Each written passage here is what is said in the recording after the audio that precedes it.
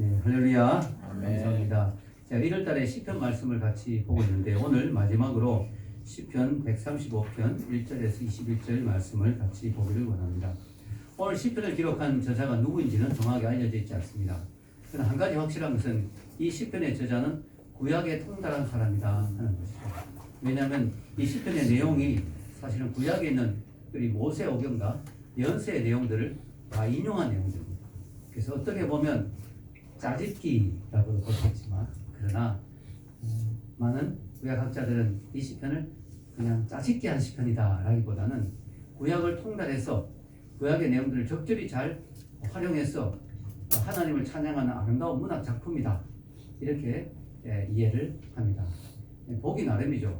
저도 그 기독교라라 인생의 답이 보인다 이런 책을 썼는데 변정서를 100건 이상 인용했거든요. 그래서 그걸 폄하할 수도 있죠. 이 책은 짜집기다. 그러나 그렇지 않죠.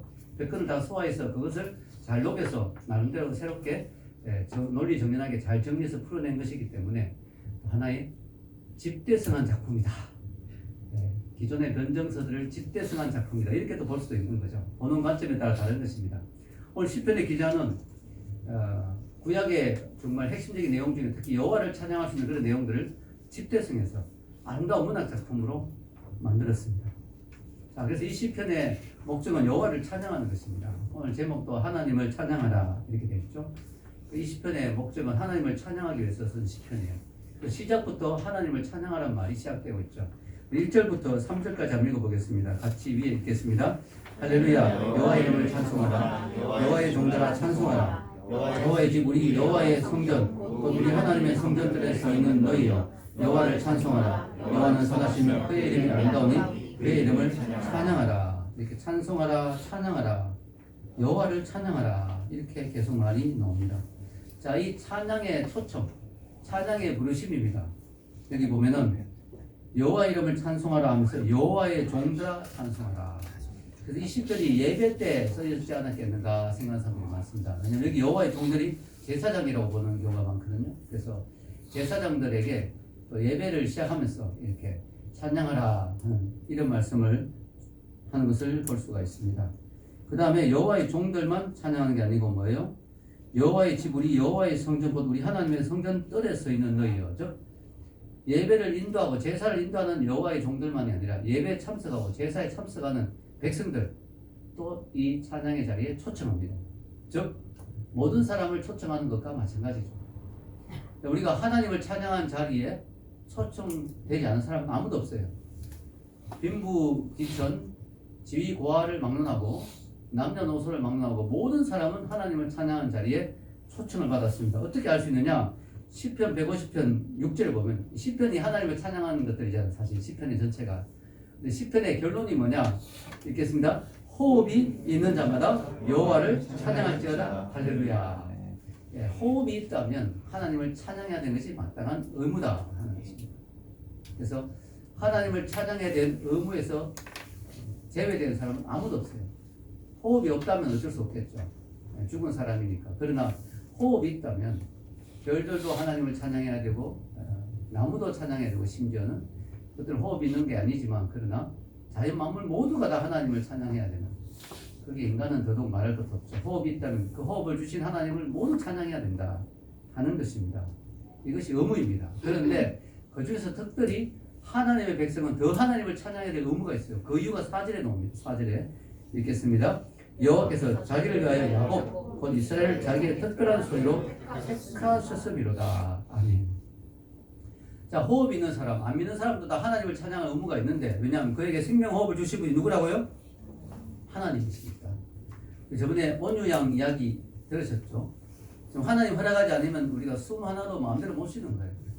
호흡을 주신 분이 하나님이다. 모든 인간은 하나님을 찬양해야 되지만 특별히 하나님의 백성들은 더 찬양해야 된다. 왜냐? 하나님이 그들을 특별한 소유로 택해 주셨기 때문에. 우리가 선택받았잖아요. 선택함을 받았기 때문에 우리는 하나님을 찬양해야 될 의무가 더 있는 거죠. 더 있는 거죠. 오늘 아침 큐티 읽었죠. 우리 희찬님의 큐티. 나를 택해 주신 하나님께 감사해야 된다.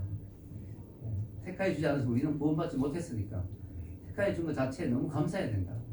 우리가 하나님이 우리를 특별한 소유로 택하여 주셨으니 우리는 더 감사하고 더 찬양해야 된다는 것입니다.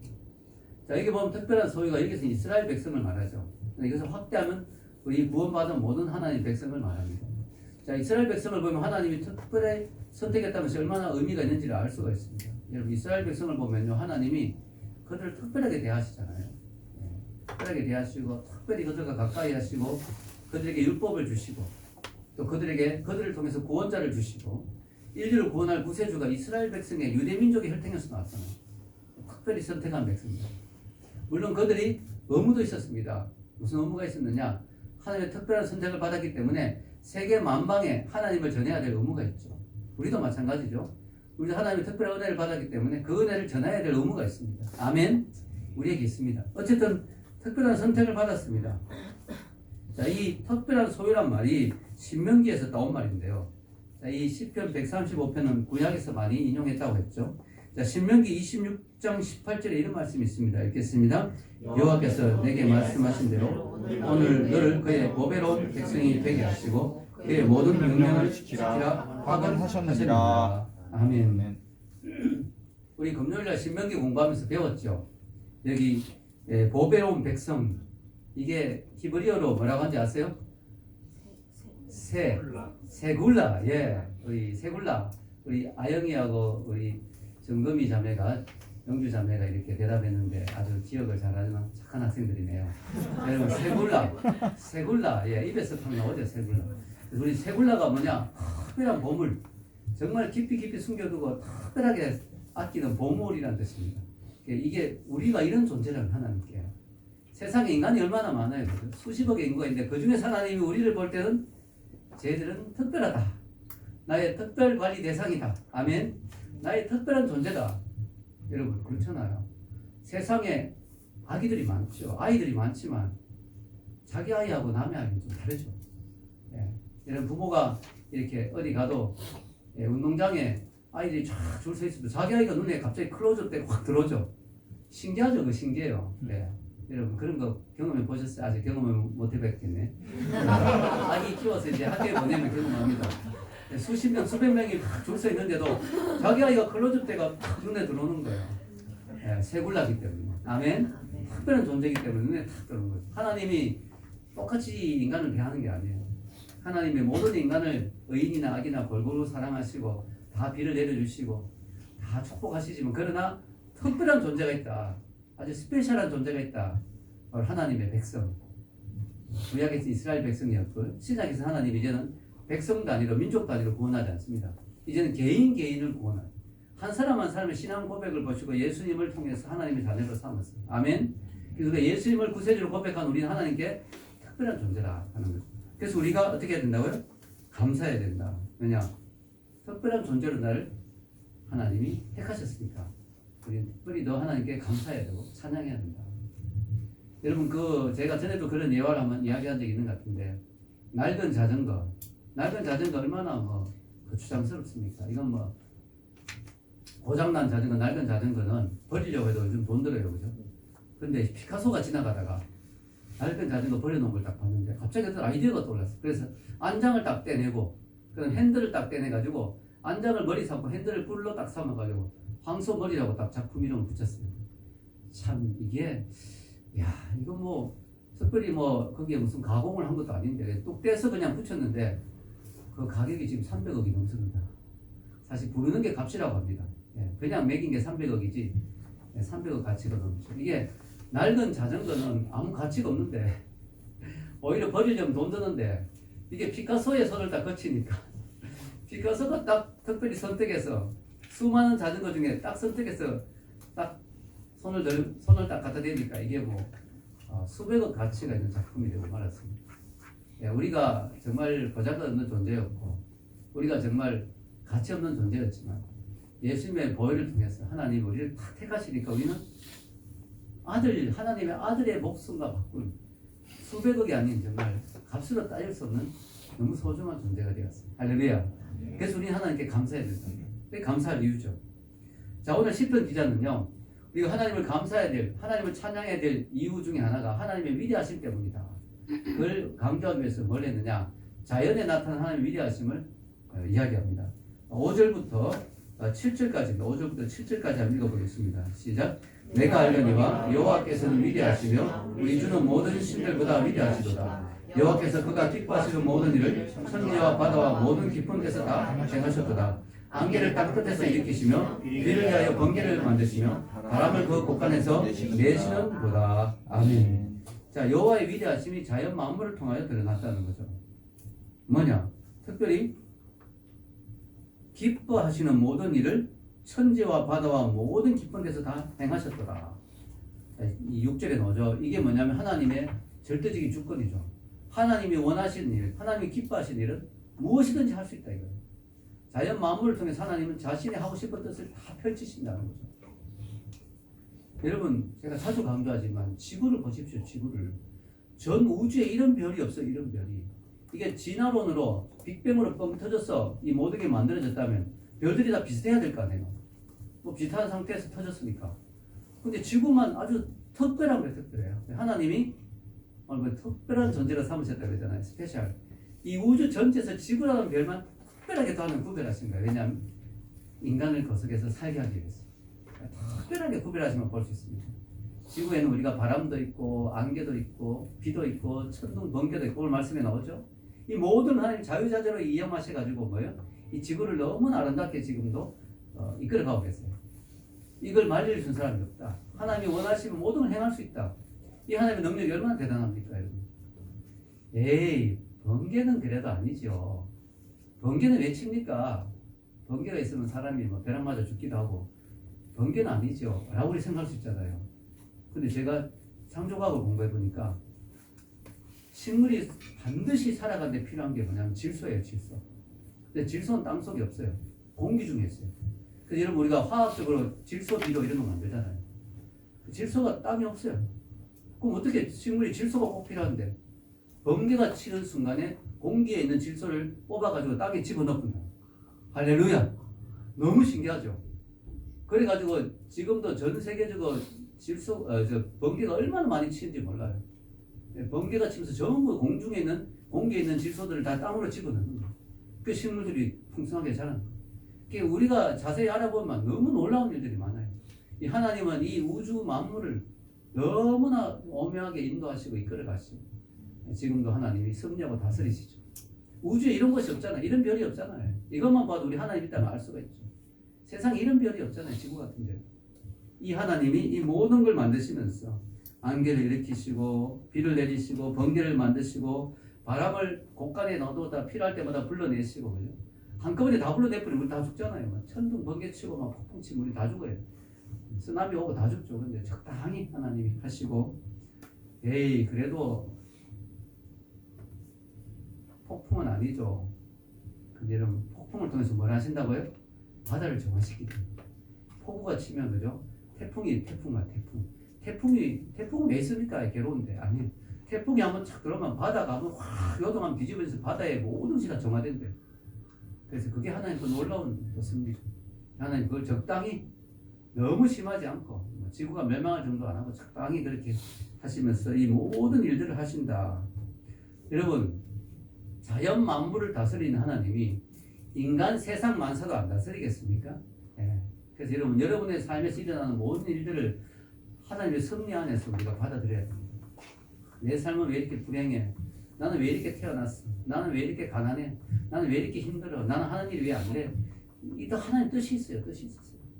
우리가 태풍을 보면 아유 왜 이런 게 있지만 거기도 하나님 뜻이 있잖아요. 번개를 보면 왜 이래 이렇게 생각하면 그게 하나님 뜻이 있잖아요. 우리가 모르는 하나님의 뜻이 있을 수 있어요. 우리 인생에 여러 가지 고난과 어려움도 하나님 그걸 다 합력해서 선을 이루신 줄 믿습니다. 네. 우리가 그것을 믿음으로 받아들인 거죠. 하나님은 자연 만물을 자기 뜻대로 행하시고 또 이 세상의 모든 일들 인간의 역사를 하나님 뜻 가운데 이끌어 가신다. 그래서 우리가 겸손해야 된다. 하나님의 주권 앞에서 겸손해야 된다. 하나님은 창조주로서의 능력도 드러내지만 오늘 시편의 기자는 구세주로서의 능력도 드러냅니다. 하나님 구원자로서의 능력. 그게 어디 나오냐?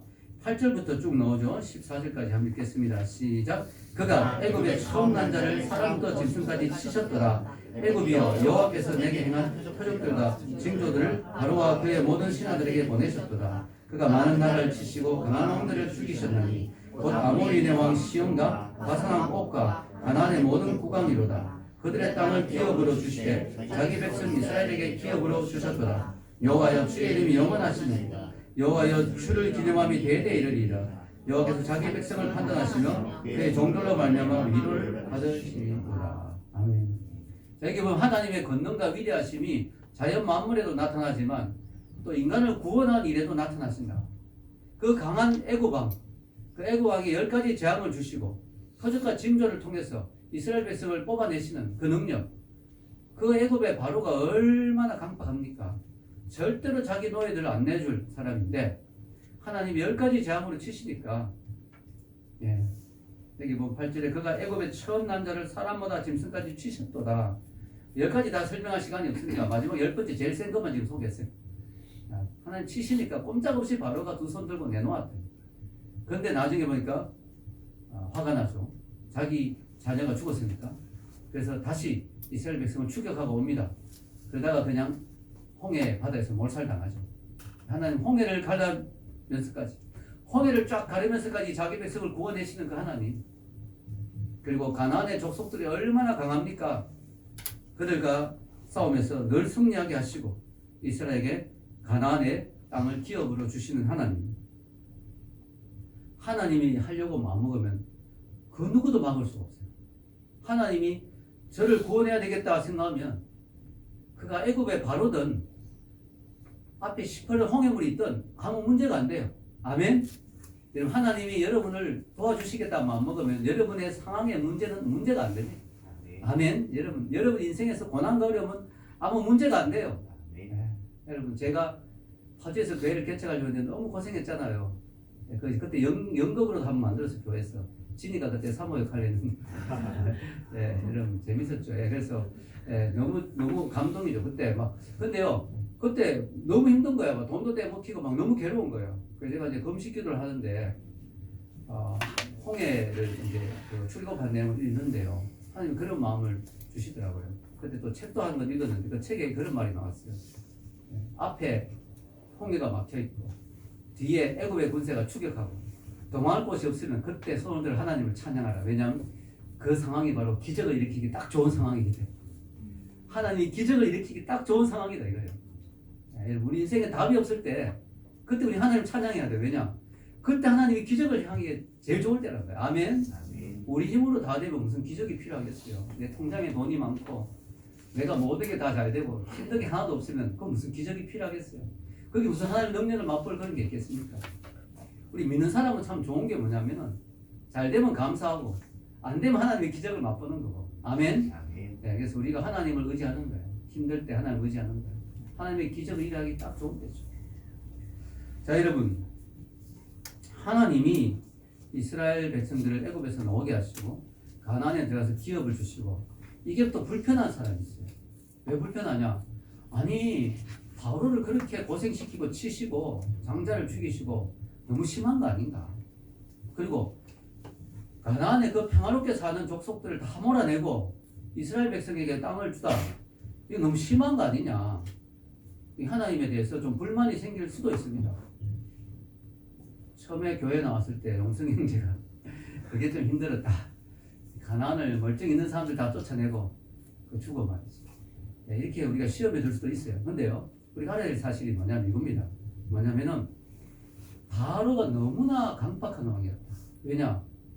그거는 심판받을 수밖에 없었다. 왜냐? 당시에 노예, 아무리 노예도 인권이 있는데, 그죠? 노예의 그 아이들, 남자아이들은 전부 나일강에 다 집어 던져요. 여러분, 그게 얼마나 심한 짓입니까? 예, 그 노예 아이지만, 노예지만, 그래도 그 아이를, 남자아이는 필요 없다. 다 잡아 죽여. 이런 심한 짓을 했는 왕이에요. 여러분, 자기가 한 만큼 당하는 거예요. 남의 아이를 그렇게 잡아 죽였으니까 자기 아이가 죽은 거예요. 예. 그거 당했잖아, 바로 왕이. 그렇게 강팍하게. 그 이스라엘 백성들을 대대 몇백 년 동안 노예를 부렸어요. 중노동을 시켰죠. 채찍에 맞아 죽고, 죽이는 거 뭐 장난이죠. 노예 말 안 들으면 그대로 잡아 죽이고. 그 바로의 그 성들을 짓는데 너무나 혹사시켰죠. 그래서 그가 마땅한 징계를 받고 이스라엘 백성을 내주어야 했던 거예요. 하나님 공의죠, 공의. 그러나 가나안 족속들도 마찬가지입니다. 그들이 하나님을 경외하고 평화롭게 살았냐? 그게 아니고 너무나 잔인한 민족들이었죠. 네, 너무나 잔인했죠.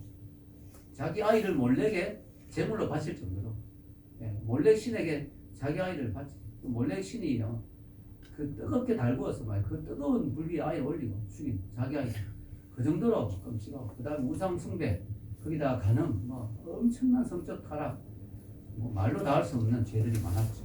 그래서 여러분 하나님이 평화로운 민족을 내쫓고 거기에 자기 백성을 특혜로 준 게 아니고 이스라엘 백성을 통해서 그들을 심판하신 거예요. 가나안의 죄악들을 심판하신 거예요. 죄악이 너무 심하니까 심판하신 거죠. 우리가 이걸 어떻게 알 수 있냐면은 이스라엘 백성이 가나안에 들어서 똑같이 타락했을 때 똑같이 심판받았어요. 여러분 하나님이 이스라엘 백성들을 특별히 사랑하셨지만 그들이 죄를 지었을 때 하나님이 그들도 징계하셨다. 왕의 눈이 뽑혀서 말이죠. 포로로 끌려갔습니다. 이스라엘 백성들이 바벨론의 포로로 끌려갈 때 하나님이 하나님의 백성이라고 완전히 봐주시는 게 아니에요. 다만 차이는 뭐냐? 좀 오래 기다려 주신다. 그리고 계속 경고를 하신다. 선지자를 보냈어. 여러분 다른 나라는 선지자 없잖아요. 가나안의 다른 족속은 선지자가 없어요. 근데 이스라엘은 감사한 게 선지자가 계속 있어요. 이사야, 예레미야, 호세야, 아모스 말을 안 들어. 계속 하나님 보냈어요. 말을 안 들어. 그러니까 결국은 심판하시지만 하나님의 백성의 특혜는 뭐냐? 회복을 주신다. 아멘. 회개하니까 회복을 주신다. 다른 나라들은 뭐 아예 망해버렸어요. 바벨론은 그냥 지금 흔적도 없어요. 아예 망해버렸어요. 나라 자체가 없어졌어요. 그래서 하나님의 백성들은 징계하시지만 징계하면서 울며 회개하면 어떻게 돼요? 회복하신다. 이게 은혜예요. 이게 은혜. 그게 있을 뿐이지 하나님의 백성이라고 싸고 들고 감사하고 하나님 무조건 죄를 지어도 잘했다 오냐 하지 않습니다. 하나님 공의가 나는 거죠. 그래서 여러분 우리가 이 부분에 대해서 하나님 우리가 원망할 게 없어요. 왜 그 평화로운 백성을 몰아내고 그런 말 할 수 없어요. 그들의 죄악이 관념했기 때문에 심판받은 것이고 왜 이 사람들에게만 특혜를 주냐 그런 말 할 수 없어요. 그들도 죄를 지었을 때 심판했습니다. 그래서 여러분 이스라엘 백성들이 출애굽하고 가나안에 들어간 이 모든 과정이 하나님의 구원의 능력을 보여주는 거예요. 왜냐? 이스라엘 백성은 오합지졸이거든요. 제대로 된 군사훈련도 못 받았고 근데 가나안 족속들은 정말 강한 민족들이었거든요. 거기다 그들이 숫자도 더 많았어요. 거기다 그들은요 전쟁을 밥 먹듯이 한 사람들이에요. 전쟁에 특화된 민족들. 거기다 그들이 혼자 싸운 게 아니고 이스라엘 백성을 때려 동맹해서 막 싸웠어요. 그래도 게임이 전혀 안 됐어요. 왜냐? 하나님 함께 하시니까. 여호와의 능력이 나타나니까 전혀 상대가 안 됩니다. 백전 백성이죠. 아이성 하나 빼고는 그건 아간의 죄 때문에 하나님이 잠깐 교훈을 주신 거고 여리고 성부터 시작해서 어떤 성이든지 전혀 이스라엘 백성 이길 수가 없었어요. 왜냐? 하나님 함께 하시니까. 이것은 하나님은 구원의 능력을 보이신 거죠. 자, 오늘 이 시편 기자가 바로 하나님의 위대하심을 드러내기 위해서 자연을 통해서 일하신 하나님 또 구원을 통해서 일하신 하나님을 보면서 하나님이 이렇게 위대하시니까 우리가 어떻게 해야 된다고요? 찬양하지 않을 수가 없다. 자, 하나님의 위대하심을 드러내기 위해서 또 우상의 허무함을 또 이야기합니다. 왜냐하면 이 우상을 봐라. 우상을 그들이 섬겼던 우상 가나안 민족들이 섬겼던 우상 이걸 보면 우리 하나님이 얼마나 위대한지 알 수 있겠지 않겠느냐. 그래서 우상에 대한 이야기를 합니다. 자 15절에서 18절까지 읽겠습니다. 열국의 우상은 금이요 사람의 손으로 만든 것이라 입이 있어도 말하지 못하며 눈이 있어도 보지 못하며 귀가 있어도 듣지 못하며 그들의 입에는 아무 호흡도 없나니 그것을 만든 자와 그것을 의지한 자가 다 그것과 같으리로다. 아멘. 자 하나님과 우상을 비교합니다. 뭐냐? 하나님 어떤 하나님이냐? 살아계신 하나님입니다. 근데 우상은 뭐예요? 죽어있는 존재다. 아무것도 할 수 없어요. 그냥 그 안에 생명호흡이 없거든요. 아예. 돌로 우상을 만든 건 돌멩이야 그냥 그게. 나무로 우상하면 그 나무 토막이에요. 그거 아무 생명이 없어요. 그 안에. 죽어있다. 하나님은 살아계신 하나님인데 우상은 죽어있는 존재다. 또 뭐예요? 하나님은 천지를 만드신 분이죠. 근데 우상은 인간이 만든 그런 것들이죠. 사람의 손으로 만든 거예요. 얼마나 차이가 납니까? 하나님은 천지를 만드신 분인데 우상은 그냥 사람이 그냥 뚝딱뚝딱해서 만든 거예요. 얼마나 차이가 납니까? 또 하나님은 우리를 지켜보시고 우리에게 말씀하시고 우리의 기도를 들으시는 분인데 우상은 눈이 있고 귀가 있고 입이 있지만 듣지도 못하고 보지도 못하고 말하지도 못하는 그런 존재. 얼마나 하나님과 차이가 납니까? 여러분 우리 하나님 정말 놀라운 분이에요. 영이시니까 뭐 우리가 뭐 우상에 있는 그런 눈은 없어요. 그러나 모든 걸 다 감찰하시고 보십니다. 우리 하나님은 영이시니까 우리가 알고 있는 이런 귀는 없지만 하나님 우리의 기도를 다 들었어요. 전 세계 수십억의 기도를 한꺼번에 다 들었어요. 그리고 하나님은 말씀하신 하나님. 여러분 하나님의 음성을 우리 날마다 듣죠. 큐티를 통해서 또 성령님의 세밀한 음성을 통해서 우리 하나님 음성을 듣습니다. 하나님 내게 말씀하시는 거예요. 아멘. 우상하고 너무 차이가 나죠. 그래서 여러분 우상은 아무것도 못해요. 그래서 우상이란 말 자체가 원어로 보면 아무것도 아닌 존재, nothing. 아무것도 아니다는 뜻이에요. 우상은 진짜 아무것도 아니에요. 아무 영역이 없어요. 아무 능력이 없어요. 아무 힘이 없어요. 근데 우상에게 막 절하니까 뭐가 있던데요. 그는 마귀가 붙어가지고 우상에 하도 사람들이 절하면 거기 마귀가 붙어버려요. 마귀가 붙어가지고 뭔가 기도를 들어준 듯해요. 근데 마귀의 특징은 뭐냐? 잘해주다가 끝에는 결국 망하는 길로 가는 게 마귀의 특징이에요. 네. 여러분 그게 마치 도박하는 거 비슷해요. 사기꾼 도박 사기꾼들 어떻게 합니까? 처음에는 잃어줘요 돈을. 자꾸 잃어줍니다. 그럼 이거 돈 되네 돈 따네 얘가 막 잣돈을 크게 걸잖아요. 그럼 왕창 날아가는 거죠. 여러분 개돈 빼먹는 아줌마들 스폰이 뭐예요? 처음에는 이자를 꼬박꼬박 줘요. 높은 금리로. 그래서 야 이 사람 신용 좋다. 이 사람한테 돈 맡기니까 야 돈 된다. 그래서 그때도 나중에 막 왕창 맡기죠. 그러면 들고 튀어버렸어요. 마귀가 하는 짓이 그거예요. 우리가 우상에게 막 절하면 처음에 뭔가 복이 오는 것 같아요. 뭔가 응답이 있는 것 같아요. 그래서 그 인생을 걸어요. 그러면 그 인생은 망하는 거죠. 지옥으로 내려가. 우상은 그 자체는 아무 능력이 없는데 마귀가 붙어서 뭔가 막 이상한 일을 하기도 해요. 그러나 우상 그 자체는 돌멩이에 불과해요. 나무 토막에 불과해요. 아무 의미가 없어요. 근데 그 우상에게 하나님이 받으실 영광을 돌린다. 하나님 얼마나 싫어하겠습니까? 하나님은 우상에게 절하지 말라고 아예 십계명에 넣어놨죠. 여기 넣어줘. 읽겠습니다. 너를 위하여 새긴 우상을 만들지 말고 또 위로 하늘에 있는 것이나 아래로 땅에 있는 것이나 땅 아래 물속에 있는 것을 어떤 형상도 만들지 말아요. 여러분 솔로몬이 성전을 만들고 그런 이야기 했죠. 하나님 제 성전이 화려하고 멋있지만 하나님 어떻게 이 성전 안에 가두겠습니까? 이 성전 하늘의 하늘이라도 하나님을 용납하겠습니까? 하늘의 하늘이라도 하나님을 품을 수 있겠습니까? 하나님 우주보다 크신데 그 하나님을 여러분 조그만 돌멩이에 집어넣고 요게 하나님이라 하면 하나님 얼마나 기분 나쁘시겠어요? 야, 내가 그거밖에 안 되냐? 내가 그런 존재냐? 여러분 하나님은 하늘의 하늘도 품을 수 없는 분이에요. 아멘? 우주보다 크신 분이에요. 그걸 하나님을 우리가 조그만 데 집어넣고 요게 하나님이다 그러면 어떻게 되겠어요? 하나님 이스라엘 백성 보고 막 기가 찬 거죠. 왜냐? 황소를 만들어 놓고 이게 하나님이다 이러고 있습니다. 야, 우상이라고 그랬어. 이게 하나님이라고 그랬어. 기가 막힌 거죠. 왜 사람들이 우상을 좋아할까요? 첫째는 인간 속에 종교성이 있기 때문입니다. 하나님이 하나님만 채울 수 있는 공간을 우리 마음속에 주셨거든요. 그러니까 하나님을 제대로 못 만나면 허전한 거예요. 왜냐? 아무리 뭔가를 채우다가 안 채워져요. 하나님만 채울 수 있는 공간이니까. 그러니까 우리가 다른 우상을 가지고 채워버리는 거죠. 그래서 어떤 사람은 스포츠에 미치는 거잖아요. 스포츠에 열광합니다. 왜냐? 뭔가 허전하니까 채워야 되니까. 네. 여러분 뭐 백종원 씨가 무슨 돈가스 집이 뭐 맛있다 했더니 사람 하도 몰려가 너무 힘들어가 제주도에 갔어요. 근데 지금 제주도에서 텐트 쳐놓고 기다리죠. 뭐. 사람들이 뭔가 허전하니까 뭔가를 채워요. 아이돌 아이돌 우리가 적당히 좋아하면 되는데 막 미치는 거예요 사람들이. 여고생들 학교도 안 가고 막 오빡하고 막 거기 가서 막 공연 보려고 줄 서고 있고 이 정도 돼버리면 이거 우상이잖아요. 내 속에 허전함을 채우려고. 네. 아이돌 너무 좋아하면 아이가 돌아버립니다. 아이돌. 네. 자 여러분 두 번째 우상을 좋아하는 이유는 자기 욕심 때문이죠. 그러니까 자기 욕심을 채우고 싶은데 뭔가를 구하고 싶은데 복을 우상은 만만한 존재잖아요. 하나님을 믿으려면 많이 힘든 게 많죠. 하나님이 이렇게 살아라 저렇게 살아라 막 말이 많잖아요. 하나님은 우상은 말이 없잖아요. 그러니까 막 복만 주는 존재 우상을 따라가죠.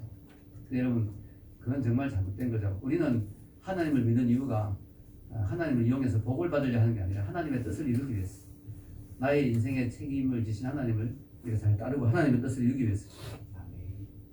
아브라함 링컨이 이런 말을 했습니다. 사람이 나이 40이 되면 자기의 얼굴에 책임을 져야 한다.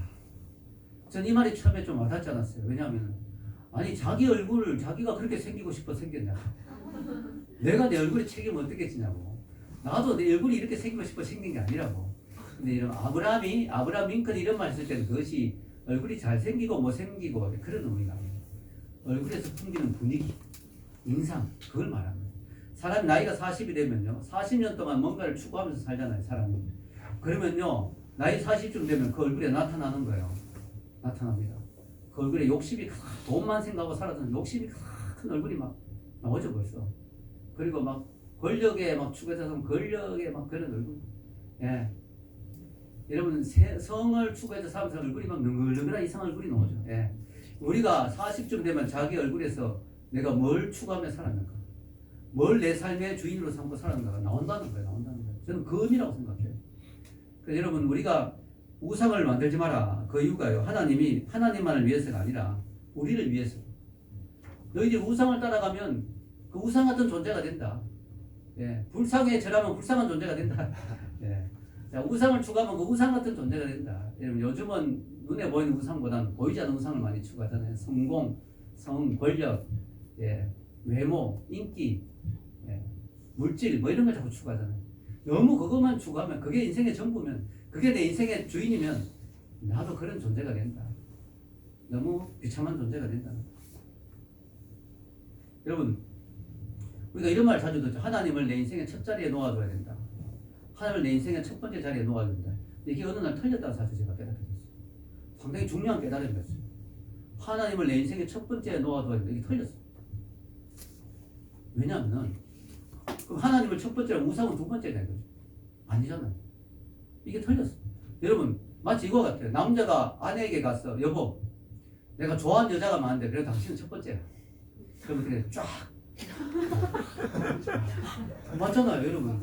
남편이 아내에게 내가 좋아하는 여자가 되게 많아. 근데 당신은 그래서 첫 번째야. 그게 쫙입니다. 왜냐? 부인의 입장에서는 나는 여러 여자 중에 한 명, 그 중에 최고 괜찮은 여자 아니다.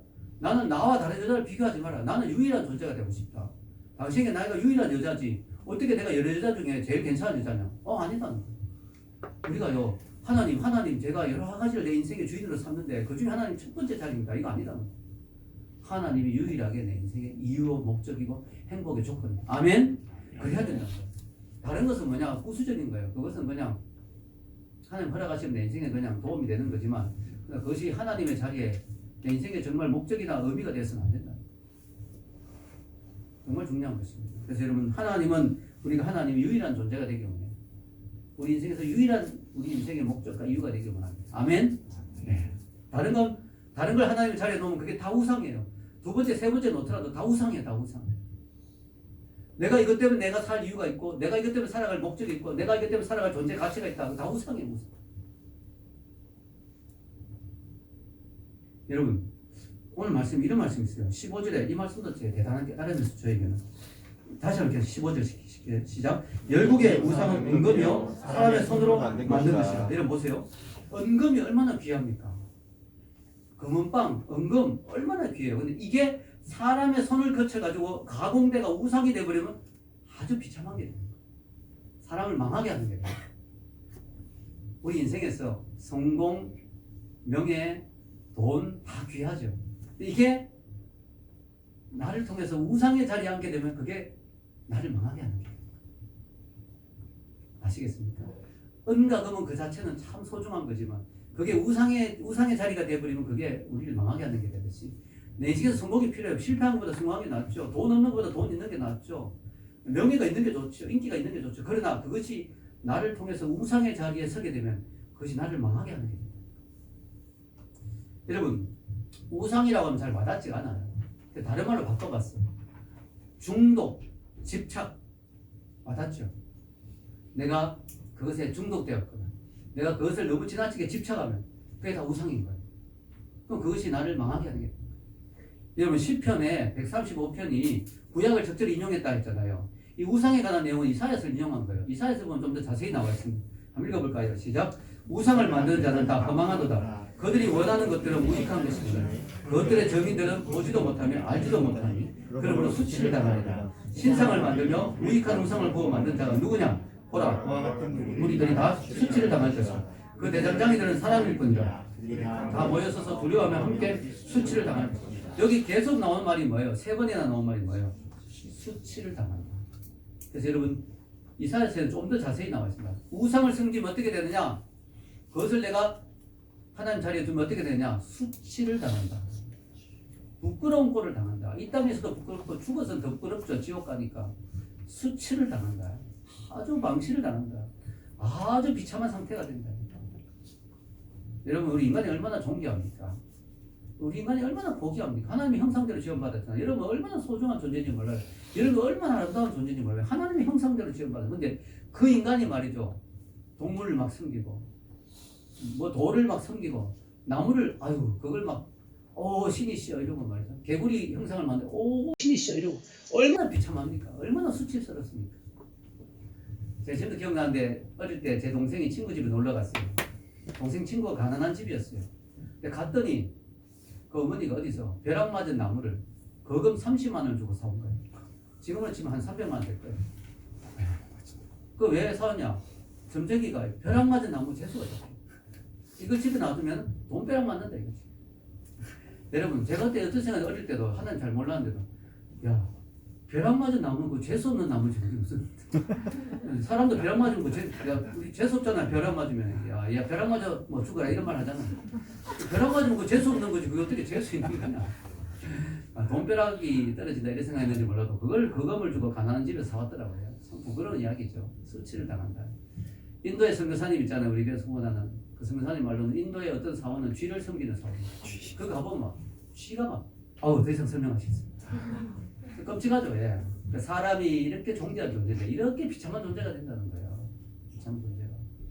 그래서 여러분 우상을 섬긴 자는 비참해진다. 자 결론은 이제 시편의 결론을 내리면 또 다시 앞에처럼 찬양하란 말이 나오죠. 19절부터 읽겠습니다. 이스라엘 족속아 여호와를 송축하라. 아론의 족속아 여호와를 송축하라. 레위 족속아 여호와를 송축하라. 여호와를 경외한 너희들아 여호와를 송축하라. 예루살렘에 계신 여호와는 시온에서 찬송을 받으실지어다. 할렐루야. 아멘. 여기 마지막 후반부도 앞에하고 되게 분위기가 비슷하죠. 여호와를 송축하라. 송축하는 너무 재밌는 게요. 할렐루야란 말이 나옵니다. 할렐루야가 여호와를 찬양하라 이런 뜻입니다. 영어로 praise the Lord. 여호와를 찬양하라. 그래서 할렐루야 말 안에 여호와란 말이 들어가요 사실. 그래서 그것도 여호와가 한번 했다고 생각했을 때 여호와란 말이 몇 번 나오냐? 3번은 7번 나옵니다. 할렐루야까지 합쳐서. 근데 너무 재밌는 게 앞에 1절부터 3절까지도 여호와란 말이 할렐루야를 합쳐서 7번 나옵니다. 7이 완전 숫자잖아요. 시작할 때도 7번 나와. 끝에도 7번 나와. 여호와란 말이. 여러분 또 재밌는 게 이 시는 할렐루야란 말로 시작해서 할렐루야로 끝나요. 맞죠? 할렐루야 1절 1절 그 다음 마지막 21절 할렐루야. 그래서 여호와를 찬양하란 말이 가득 차 있는 찬양이에요. 수미상관식 기술법이죠. 수미상관이 뭐냐? 머리하고 꼬리가 똑같다. 예, 이게 이제 문법으로 그죠? 우리가 문학적인 방법으로 앞과 뒤를 똑같이 해서 앞과 뒤가 비슷한 내용으로 딱 쌓아놓았죠. 그래서 수미상관 앞과 뒤가 딱 비슷하게 해서 하나님을 찬양하란 말로 딱 시작해서 딱 끝나는 진짜 멋진 시입니다. 그래서 여러분 이 시는 짜집기가 아니고 아름다운 문학 작품이다. 구약을 적절히 인용해서 하나님을 너무나 높이고 찬양하는 아름다운 문학 작품이다. 여러분도 오늘 제가 전하는 말씀을 들으니까 이 시편이 되게 아름답다고 느껴지죠. 그죠? 자, 우리 시편의 135편 기자는 이걸 말하는 것입니다. 하나님은 정말 찬양받기 합당한 분이다. 그 이유는 그분은 우리를 특별한 존재로 선택하셨고 또 하나님이 천지 만물을 지금도 주관하고 계시고 또 하나님이 지금도 우리를 구원하시고 또 하나님 우상보다 더 위대하신 분이기 때문에 하나님은 높이 찬양하기에 합당한 분이다. 이 말씀을 우리 시편대로 시편 135편 기자가 이야기하고 있는 것입니다. 여러분 우상은 허망합니다. 오늘 제가 말씀 제목을 우상의 허망함 이걸로 하려고 하다가 그래도 찬양이 더 강하니까 찬양을 하라 이게 되는데요. 우상은 허망합니다. 그래서 우상에게 우리 인생을 맡기는 사람은 허무해져요. 우리 인생은 오로지 찬양받기 합당하신 하나님만이 우리 인생의 주인이 되어야 될 줄로 믿습니다. 이런 애가 있기를 여러분, 주님 여러분을 축원합니다. 기도하겠습니다.